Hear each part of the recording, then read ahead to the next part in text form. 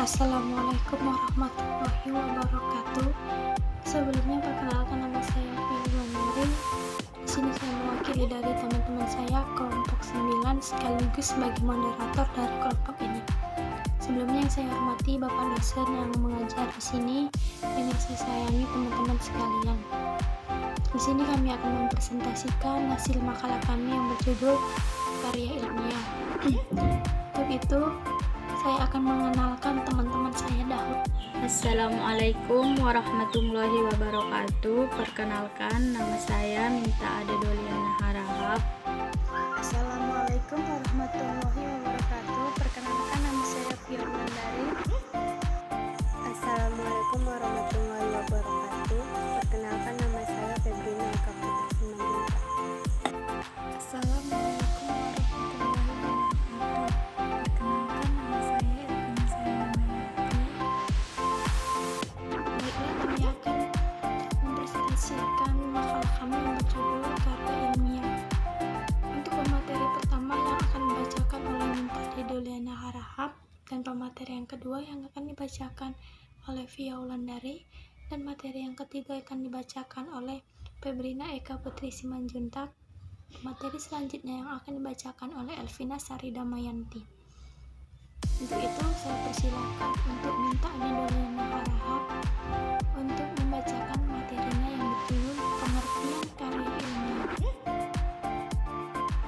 Pengertian karya ilmiah adalah laporan tertulis dan diterbitkan yang memaparkan hasil penelitian atau pengkajian yang telah dilakukan oleh seseorang atau sebuah tim dengan memenuhi kaidah dan etika keilmuan yang dikukuhkan dan ditaati oleh masyarakat keilmuan. Saya ucapkan kepada Minta Ade Doliana Harahap yang telah membacakan materinya tentang pengertian karya ilmiah. Untuk selanjutnya, pemateri kedua yang berjudul ragam karya ilmiah yang akan saya bacakan.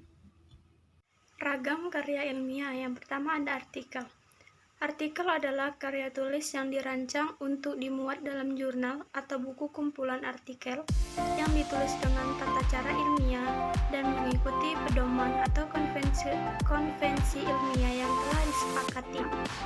Yang kedua, makalah. Makalah adalah suatu karya tulis ilmiah mengenai suatu topik atau masalah yang disajikan dalam seminar ilmiah.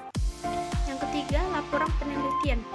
Laporan penelitian adalah karya ilmiah yang disusun sebagai satu rangkaian dari kegiatan penelitian yang dilakukan untuk menyampaikan hasil penelitian.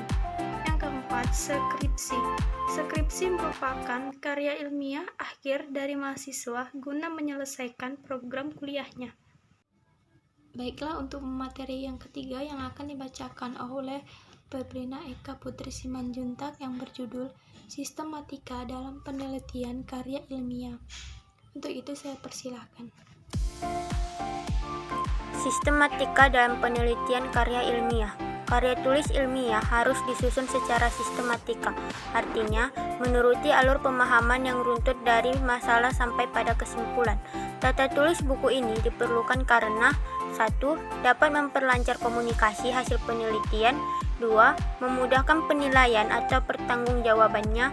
3. Mempercepat penyebarluasan tanpa membutuhkan penyusunan kembali. Terima kasih saya ucapkan kepada Febrina Eka Putri Simanjuntak yang telah membacakan materinya tentang sistematika dalam penelitian karya ilmiah. Untuk selanjutnya yang akan dibacakan oleh Elvina Sari Damayanti yang berjudul bagian-bagian karya ilmiah. Saya persilakan dengan hormat. Saya akan menjelaskan tentang bagian-bagian karya ilmiah. Yang pertama, judul. Karya ilmiah baik artikel jurnal, makalah, bahan seminar maupun laporan hasil penelitian ditulis dengan judul tertentu. Yang kedua, kata pengantar. Dalam kata pengantar dicantumkan ucapan terima kasih penulis kepada pihak-pihak yang telah membantu menyelesaikan karya ilmiah tersebut. Ketiga, abstrak. Kata abstrak ditulis di tengah halaman dengan huruf kapital, sistematis di batas atau bidang pengetikan dan tanpa titik. Yang keempat, pendahuluan. merupakan bab pertama yang mengantarkan pembaca untuk mengetahui awal topik penelitian, alasan, dan pentingnya suatu karya ilmiah. Yang kelima, tinjauan pustaka. Dalam penelitian diperlukan dua landasan, yakni kerangka teoritis dan metodologis. Yang keenam, metode penulisan. Dalam artikel untuk jurnal metode penelitian atau penulisan juga ditulis dalam bagian tersendiri, tetapi tidak dalam bentuk bab. Yang ketujuh, hasil pembahasan. Dalam artikel dan makalah hasil dan pembahasan dapat berbentuk bab maupun tidak dalam berbentuk bab. Yang ke-8, penutup. Bagian penutup dari karya ilmiah adalah simpulan dan saran. Yang ke-9, daftar pustaka. Karya ilmiah perlu dilengkapi dengan daftar pustaka yang memaparkan karya ilmiah lain yang digunakan sebagai rujukan.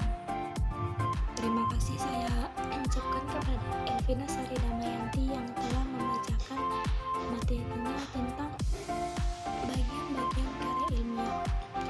Untuk itu, untuk pemateri yang terakhir yang akan kami bacakan yaitu tujuan karya ilmiah.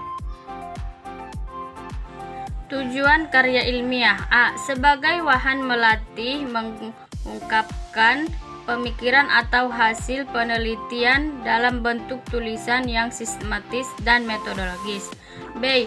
Menumbuhkan etos ilmiah di kalangan mahasiswa sehingga tidak hanya menjadi konsumen ilmu pengetahuan tetapi juga mampu menjadi penghasil pemikiran dan karya tulis dalam ilmu pengetahuan. Tujuan karya ilmiah. Karya ilmiah yang telah ditulis itu diharapkan menjadi wahana transformasi pengetahuan antar sekolah dan masyarakat yang berminat membacanya. D.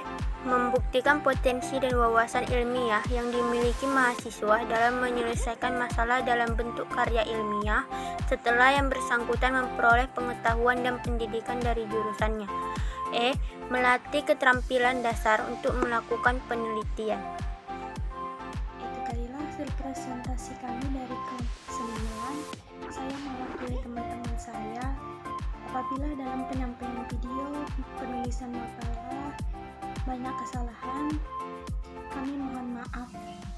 Untuk itu, terima kasih kepada teman-teman semuanya udah partisipasi dalam pembuatan video kami ini. Saya ucapkan sekali lagi terima kasih. Assalamualaikum warahmatullahi wabarakatuh.